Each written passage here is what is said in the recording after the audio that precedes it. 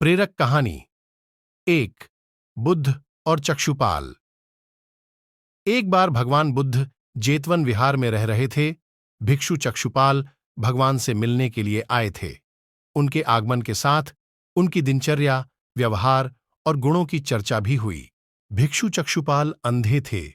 एक दिन विहार के कुछ भिक्षुओं ने कुछ मरे हुए कीड़ों को चक्षुपाल की कुटी के बाहर पाया और उन्होंने चक्षुपाल की निंदा करनी शुरू कर दी कि उन्होंने इन जीवित प्राणियों की हत्या की। भगवान बुद्ध ने निंदा कर रहे उन भिक्षुओं को बुलाया और पूछा कि क्या तुमने भिक्षु को कीड़े मारते हुए देखा है?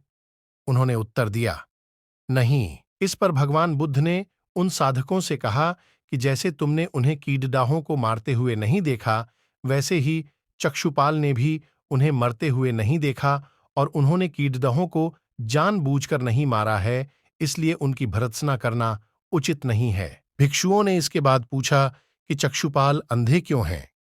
उन्होंने इस जन्म में अथवा पिछले जन्म में क्या पाप किए? भगवान बुद्ध ने चक्षुपाल के बारे में कहा कि वे पूर्व जन्म में एक चिकित्सक थे। एक अंधी स्त्री ने उनसे वादा किया था कि यदि वे उसकी आंखें ठीक कर देंगे तो वह और उसका परिवार उनके दास बन जाएंगे। स्त्री की आंखें ठीक हो गईं, पर उसने दासी बनने के भय से यह मानने से इनकार कर दिया। चिकित्सक को तो पता था कि उस स्त्री की आंखें ठीक हो गई हैं। वह झूठ बोल रही है। उसे सबक सिखाने के लिए या बदला लेने के लिए चक्षुपाल ने दूसरी दवा दी। उस दवा से महिला फिर अंधी हो गई। वह कितना ही रोई पीटी, लेकिन चक्षुपाल जरा भी नहीं पसीजा।